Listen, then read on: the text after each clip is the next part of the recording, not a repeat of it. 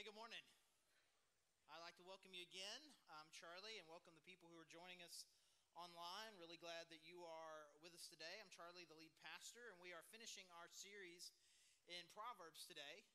And a few weeks ago, it was Father's Day, and we have this tradition that on birthdays, we do this where you go around and you say what you love and appreciate most about whoever's birthday. We do it on Father's Day too. We do it on Mother's Day. We also do it on our anniversary, which we refer to as our family birthday. We talk about what we love most about being a part of the family. And so a couple weeks ago on Father's Day, they were going around saying really sweet things, and then they turned the tables, which is something new that we started doing, rather than the person who was being honored said, "What do you like most?" And so they basically were asking, like, what do you enjoy most about being a dad? Which you may not know me that well. I mean, I immediately started tearing up. I'm a bit of a crier, and just even thinking about the question was a really big deal to me, and just kind of what an honor it is to be the dad of three amazing young ladies. Again, some of you don't know me. I have three daughters. They're 23, 20, and 9. And they're awesome. And the thing that I said was just how much I love being able to have this role to be able to shape and guide and launch out into the world young, confident women. And that I think too often there's just a lot of conflicting ideas about what it means to be a godly woman, a strong woman, a confident woman. There's just a lot of different ideas, and a lot of them are just bad, and it can make young girls feel like they don't really know what they're supposed to do or who they're supposed to be, and we can very often have these very narrow stereotypes about what a girl is supposed to be, and then ultimately what a woman is supposed to be. And my heart has always been is I just want this world to be full of at least three more powerful, confident, young, godly, awesome women. And I was thinking about this as we're kind of getting ready today. I was thinking some various stories. Some of you know this, that from very young ages I have just it's not exact. I don't want to say literally dragged kids onto roller coasters when they were just barely tall enough to ride it, because I mean, I would have picked them up. They probably would have been dragged, but then I pick them up, like very reluctantly taking girls on there. It's like, and some people you'd see that. It's like, I can see you taking, if you have boys, making them ride roller coasters, but why would you make your girls ride the roller coasters? I'm like, what's the difference? I want them to be confident. I don't want them to look at things and think that they're scary when they're not. And this is the thing I always tell them. You don't know that it's scary. Maybe it is. Maybe you're going to hate it. But I don't want you to look at something and think that it's scary when you don't know. I want you to have the confidence to do something new, even though you might feel that it's scary.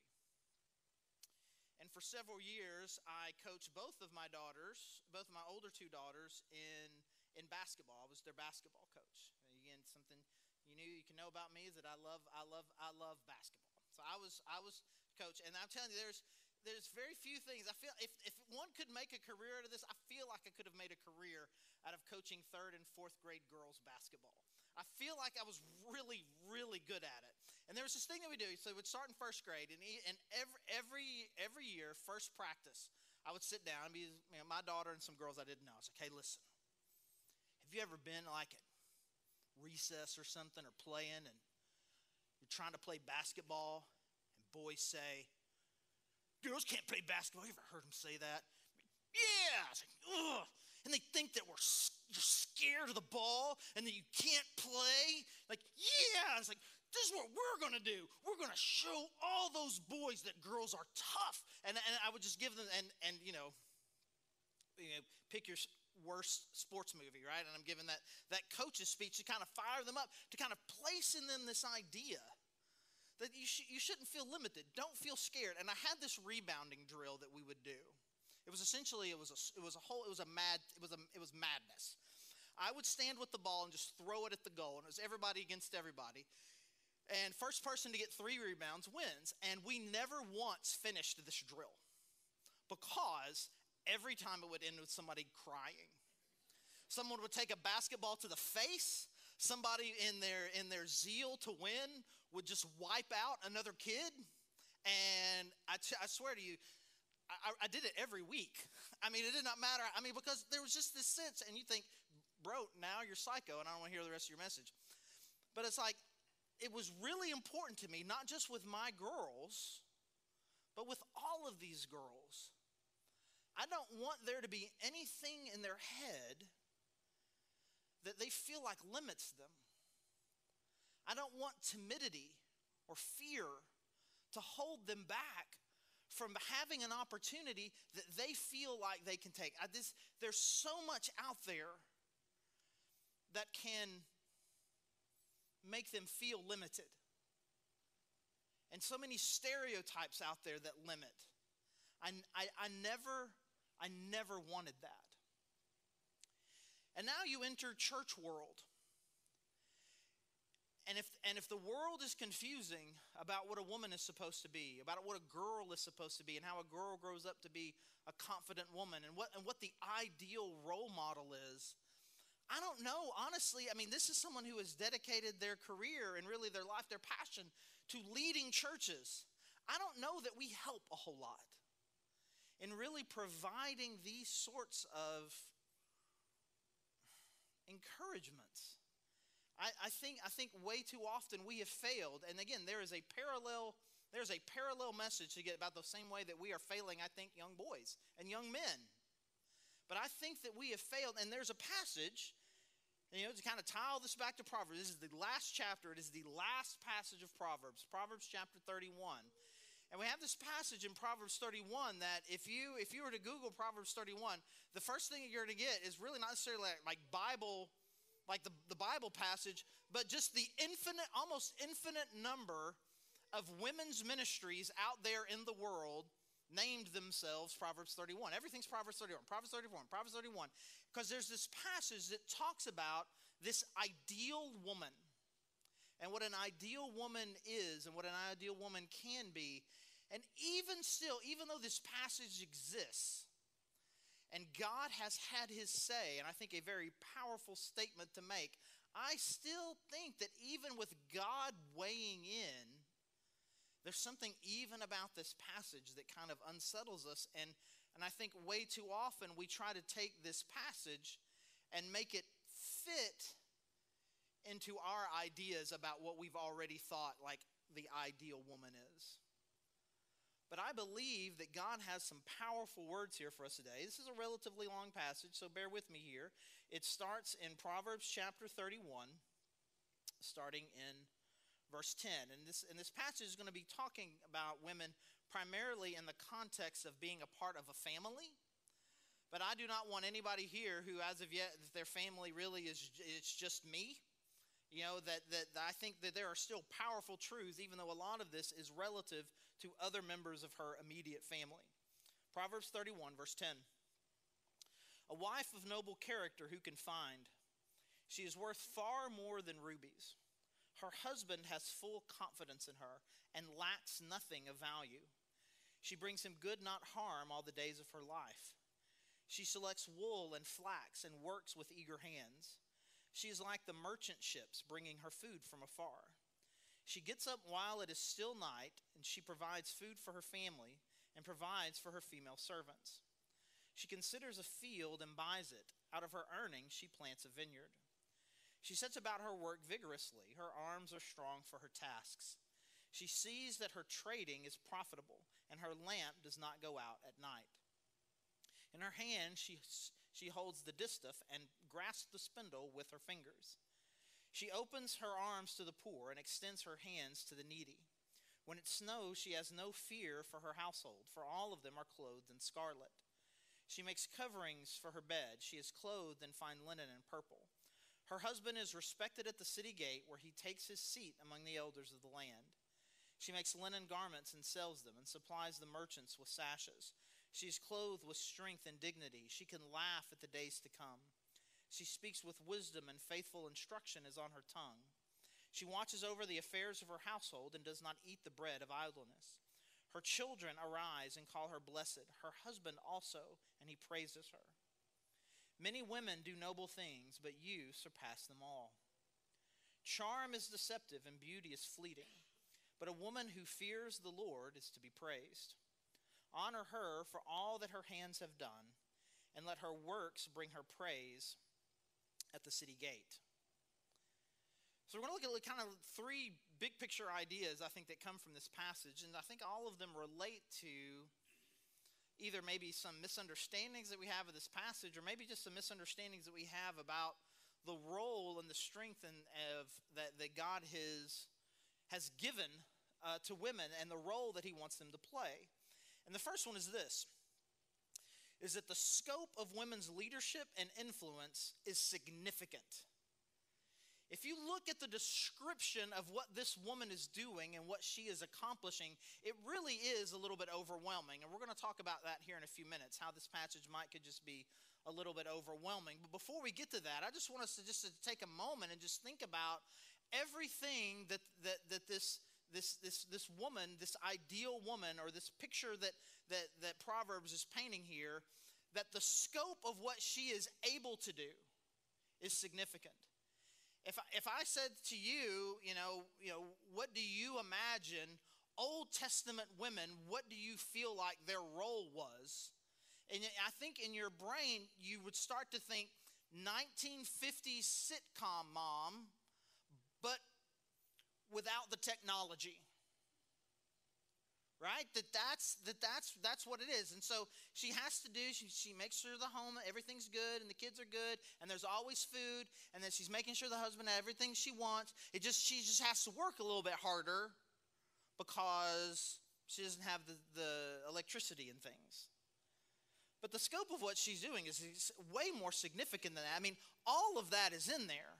The ability to provide for the home, to make sure that there's plenty of food, to make the clothes herself, and to make sure that they have everything that they need.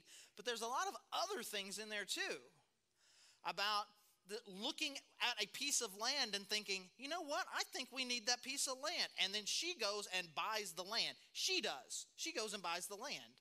And then all of a sudden it's like, hey, I'm kind of turning profits here. And then through that, she plants a vineyard. She's got her own business. She is selling things that she makes to people who are to varying merchants and to people who are coming in and out of the town. She has a lot of influence. So she has her own business. She has influence in the community. She is making sure that her home is provided for, making sure her people are provided for. She's making sure that she is supporting and honoring her husband in his role. She's supporting and honoring her kids in what they're doing. The vastness and the scope of what a woman can and should, and again, in this idealistic passage, can and should be involved in, really doesn't seem to have limits. And here's the thing that I think that always happens. Too often when a church will start to look at this passage, like you just feel this need. Well, but there's some verses in the Bible that say that there's some things that women can't do. Paul says this in Ephesians 5, and then there's a thing in 1 Timothy, and you need to know that even though this says all this, you need to make sure you understand all these other things. And we feel this pressure to always talk about, well, but not everything, though. And the analogy that came to my mind is often the way that the church talks about sex and sexuality. If I were to say today, hey, okay, well, next week we're going to talk about the church and sexuality, you would imagine, okay, then we're going to spend next week talking about all of the bad things that sex is. That we're going to talk about all the ways that you're not supposed to have sex. And too often we say, hey, we want to talk about how God has empowered women to lead in their home, in their church, and in their community. Okay, well, we're going to talk about all of the things that women aren't supposed to do. And we do not spend enough time to stop and say, man, it seems like that God has carved out and created a lot of space for women to be strong, powerful, influential, to have leadership. And I just don't think that we have made enough of this. And I fall into that category myself. I feel like that there are a few women that I'm close with, that I have that are, I would say, are top level leaders in this church, both on staff and off staff, that I view this way, and that I really want to empower this way, to feel like that they have great leadership. But I think that, I've been here almost 11 years now, that I've not done a good job of just kind of making sure that everyone knows, and especially that every woman knows, that there is a great place here for you. And we see you, and we see your gifts and your strengths and your potential to influence, and we want that. We want the skills and the leadership that you have. We want that here. And if someday we are going through a book of the Bible, and it happens to be Ephesians, it happens to be 1 Timothy, it happens to be one of these books, we can talk about these very narrow, small things in which God has seemed to put at least some restrictions and limitations. But there's no need to talk about that right now, because this passage doesn't talk about that. What this passage talks about is that a woman is valued far more for far many different things, and far more scope of leadership and influence than the 1950s black and white sitcoms that I think too often we have associated with what the Bible says about women. And so the first idea is that the scope of women's leadership and influence is significant. But there's a real challenge with this passage. And I don't feel it as much, because I'm not the primary audience of this passage, but I've heard it enough times to feel like that maybe there is something that is overwhelming about this. And we'll say it this way, that this does not mean that you have to, quote, do it all. Because if the point of this passage was, okay, in order for you to be a successful woman in the eyes of God, here's all that you need to do. You need to wake up in the morning while it's still dark, and make sure that you gather up all the food. And before anyone is ever awake, you have gathered up and created enough food for everyone to be able to eat. And again, you have to do this she had to do it without any modern benefits at all. And so you have to do this. You have to make sure every meal is provided for, that the house is completely clean, that everything is in order. And you have to have multiple small businesses running on the side. And you have to make all your own clothes and all of your kids' own clothes, as you're selling clothes to other people as well. So as long as you've got multiple small businesses, and your house is completely good, and everybody is provided for with food that you essentially you raised the crops and cultivated them yourselves, and you cooked everything. You say, if you can manage to do all of that, then in the end, your husband will look at you and say, many women do noble things, but you surpass them all.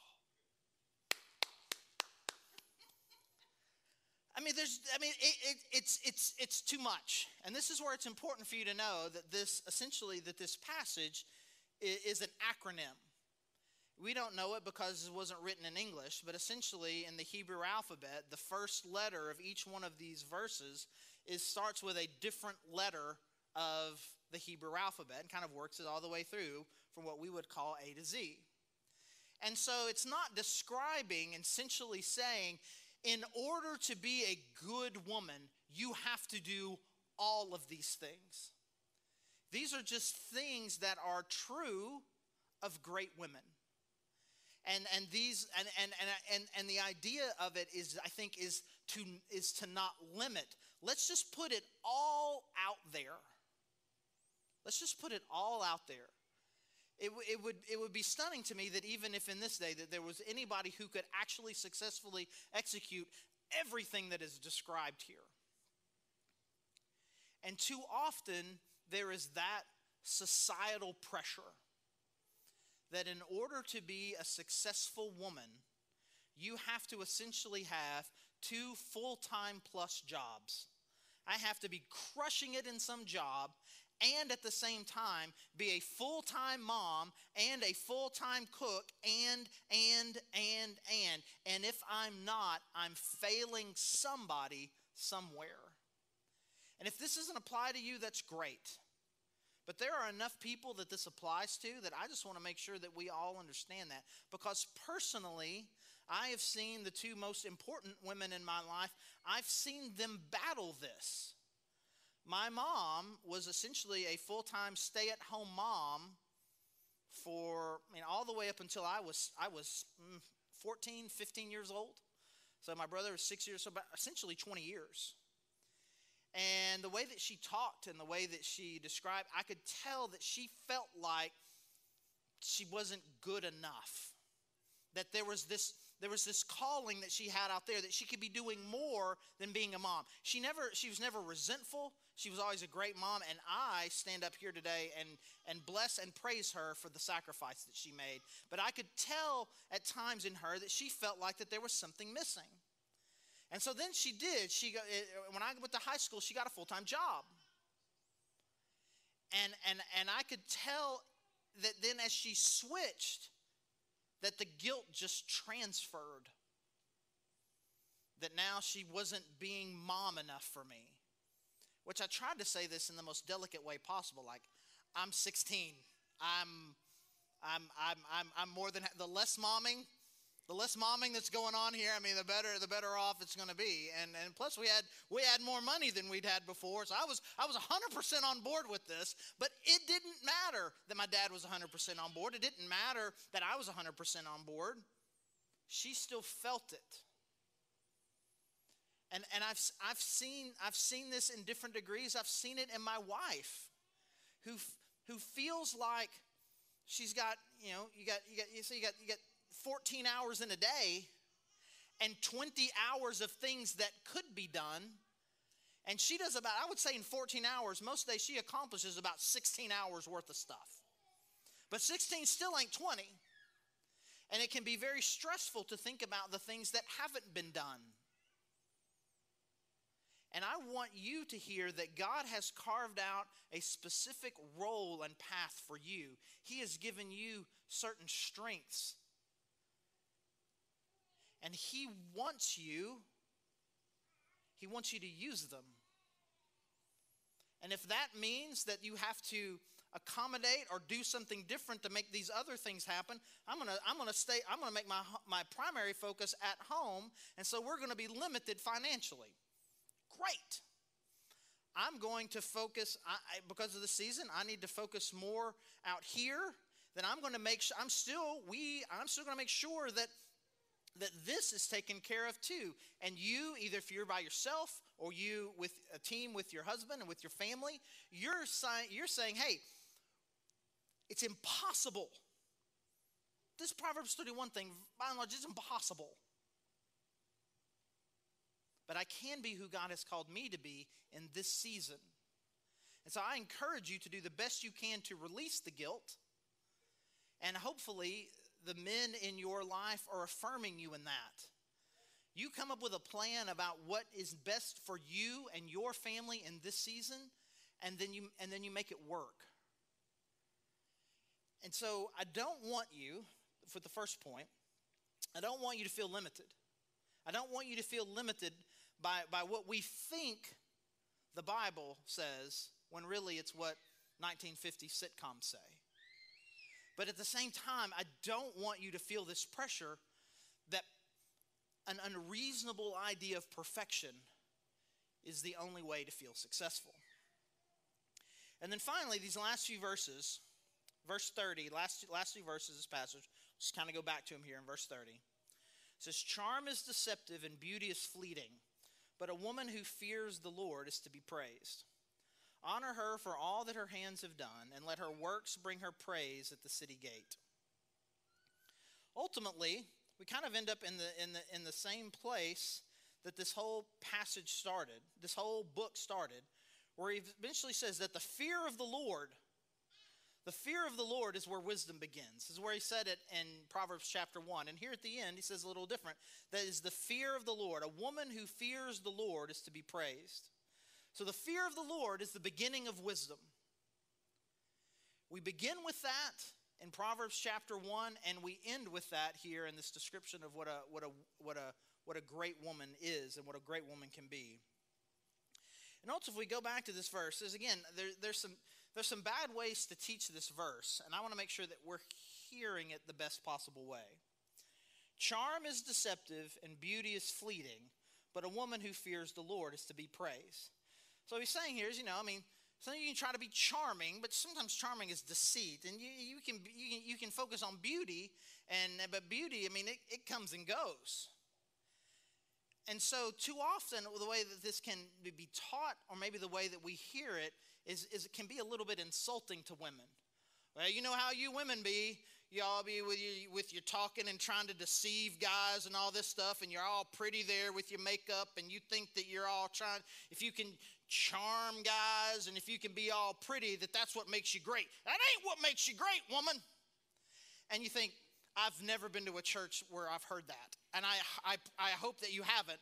But even if you've not heard it said that way, it's possible to receive it that way. That essentially what he's saying is, like, what you women have to stop doing is stop putting so much focus on how you look. And what you women need to stop doing is stop trying to be all deceptive with your talking, with all your words and emotions and how you do us. You can't do that. You got to focus on the Lord, right? Have you ever noticed that when I do Bad Preacher, he's real Southern? Have you noticed that? Bad Preacher's real Southern. It's not coincidental.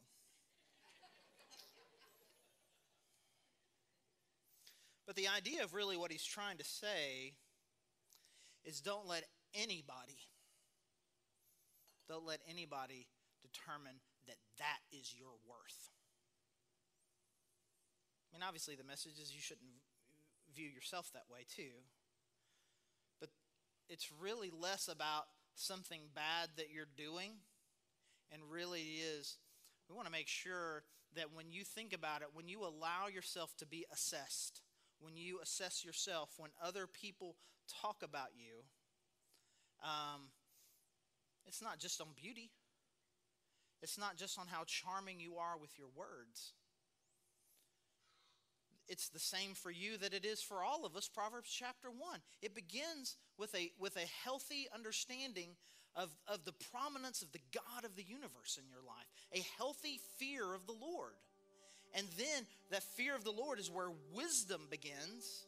And from that wisdom, what comes from that? What your hands have done, what you do. It's like, it's not about how I look. I'm not going to let you judge me on how I look. I'm not going to let you judge me on how charming I am. I'm going to be assessed the way that everyone is. By that first, I have a commitment and honor to the Lord God of the universe. And because of the wisdom that the God of the universe has granted me, this is what he is empowering me to do and who he is empowering me to be in this world. Way too often, the fear of launching confident, strong women out into the world is the word shrill and angry and bossy get thrown around. When really, God has empowered women. He has made us all very different.